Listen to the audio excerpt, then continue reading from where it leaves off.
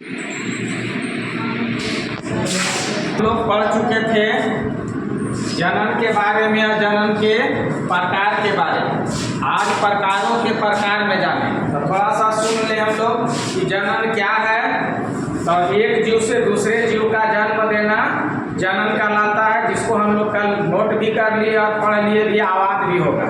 एक जीव से दूसरे जीव का जन्म देना जनन कहलाता है। और उसमें भी हम लोग पढ़ चुके हैं जनन कितने प्रकार के, तो दो प्रकार के, एक अलैंगिक जनन और दूसरा लैंगिक जनन। अलैंगिक जनन के बारे में भी हम लोग जान चुके कि वैसा जनन जिसमें एक व्यष्टि से जीव का उत्पत्ति होता है तब उसको हम लोग अलैंगिक जनन कहते हैं। और जब दो व्यष्टि मिल करके अर्थात नर और मादा का मिल करके दोनों का संयोग से जब जन्म होता है जीव, तब उसको हम लोग कहते हैं लैंगिक जनन। दोनों का हम लोग उदाहरण पढ़ चुके हैं। आज जो पढ़ेंगे हम लोग जीवों में अलैंगिक जनन के मुख्य विधियां। आदि कहने के मतलब है कि जब हम लैंगिक पढ़ चुके हैं और अलैंगिक पढ़ चुके हैं, उसका विशेषता भी पढ़ चुके हैं। आज जो अलैंगिक जनन होता है वह और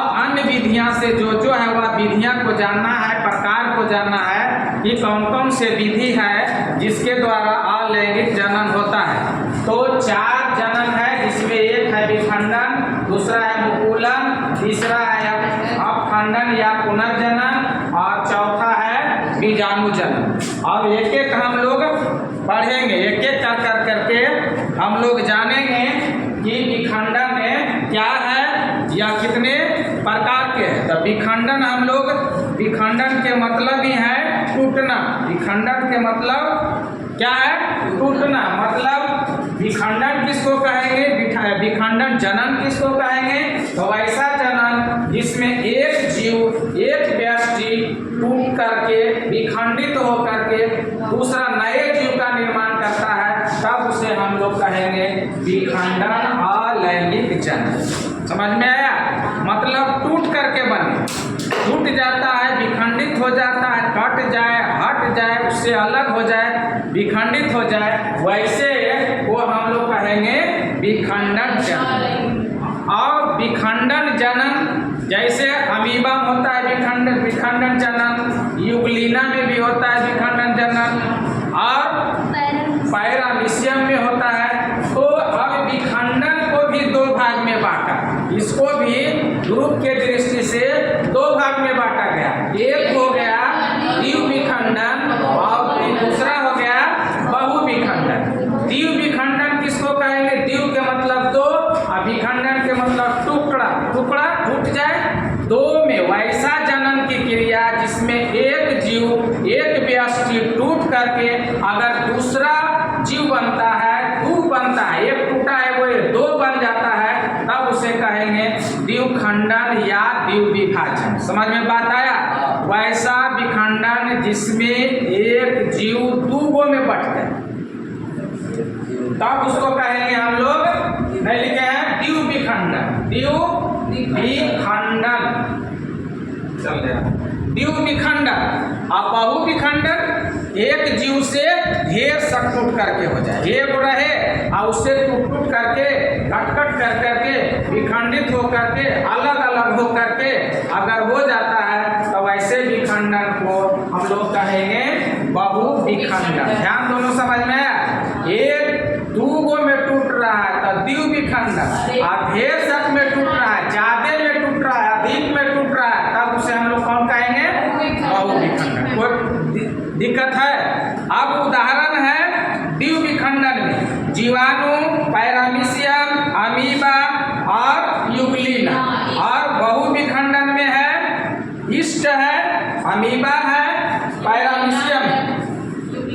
अब है दूसरा आता है इसका मुकुलन। अब है कि मुकुलन अब अलैंगिक विखंडन का ही एक प्रकार है, जिसमें कहता है इसके जनक के शरीर से वैसा विखंडन जिसमें जनक मतलब जीव जो जिससे जन्म ले रहा है, तो उसके धरातल से या उसके शरीर से कहीं भी कलिका फूटता है, चाहे प्रवर्धकानी निकलता है, वैसे विखंडन को मुकुलन कहें। जैसे हम लोग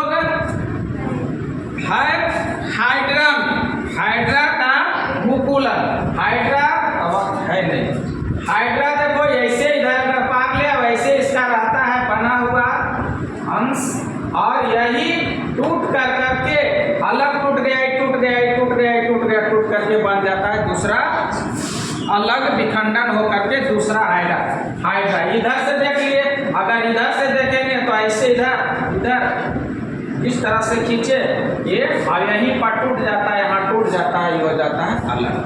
तब ये मुकुलन होता है उसके धरातल से। जैसे आप समझना चाहेंगे तो आलू को देखें, आलू के शरीरिये से कानी परावर्त निकल जाता है, देखें जिसको हम लोग आँख भी बोलते हैं, और वो जैसे कानिया फिर काट दिया जाता है, विखंडित कर दिया जाता है, तो फिर दूसरा जगह हो जाता है कि नहीं होता है। तो वैसे को हम लोग कहेंगे मुकुलन। एक वैसा विखंड, वैसा जनन के क्रिया जिसमें जीव के शरीर से परावर्त निकल कर करके या कलिका निकल करके या कलिका फूट करके अगर दूसरा जीव का निर्माण होता है तब उसको हम लोग कहेंगे मुकुलन। उसके बाद आता है अपखंडन या पुनर्जनन, वैसा जनन की क्रिया जिसमें जीव कहीं जगह पर गड़ा गया, रोपा गया, दबा गया, वो जैसे जनन हो गया, वहीं से निकल गया, वहीं से उसका टहनी निकला, जड़ बना लिया, जड़ से दूसरा हो गया, तब उसको कहेंगे हम लोग पुनर्जनन। पुनः मतलब फिर से जन्म। देखे होंगे हम लोग कभी देखे होंगे, जब दूभी के घास को देखो, दूभी के घास ऐसे गया वेजे पर उसका शोर हो गया, इधर काट दो तो इधर होला हो गया, उधर होला हो गया। तो वैसा ही अगर जो जीव आपको अपना अब पुनर्जनन करता है तब उसको कहेंगे हम लोग पुनर्जनन करता है, या प्राकृतिक या कृत्रिम होता है। यही है जीवों के शरीर से के कारण प्राकृतिक या कृत्रिम दो या अधिक टुकड़ों में खंडित हो जाता है, टूट जाता है, तब उसको हम लोग कहेंगे अपखंडन या पुनर्जनन। अगला है बीजाणु जनन। तो बीजाणु जनन तो हम लोग सब जानते हैं, जनन की वैसी क्रिया जो बीज द्वारा जन्म लेता है उसे बीजाणु जनन होते हैं। जैसे धान होता है तो बीज से होता है, गेहूँ होता है तो बीज से होता है, मसूर होता है तो बीज से होता है। एक क्वेश्चन रोकी खाली फिगर रो बताइए कि आज जो हम चैप्टर पढ़े कौन चैप्टर है, और जनन किसको कहेंगे? जिसमें जन्म, हाँ, एक जीव से दूसरे जीव का जन्म देना जनन कहलाता है। जनन कितने प्रकार के?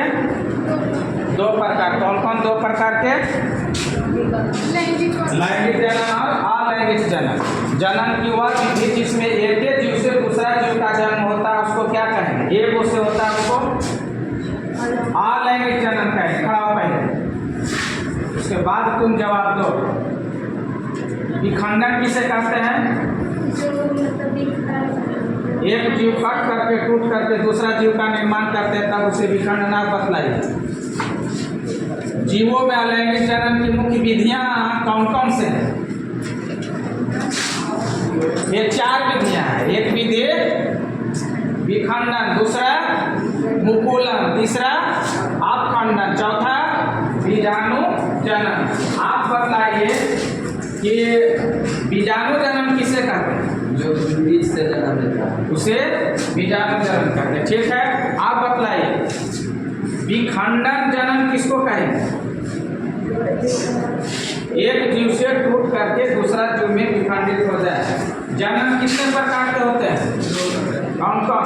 लैंगिक जनन, लैंगिक जनन और अलैंगिक जनन। जनन किसको कहते हैं? एक जीव से दूसरे जीव का जन्म ले। जनन कितने प्रकार के होते हैं? कौन कौन होते हैं? लैंगिक जनन किसे कहते हैं?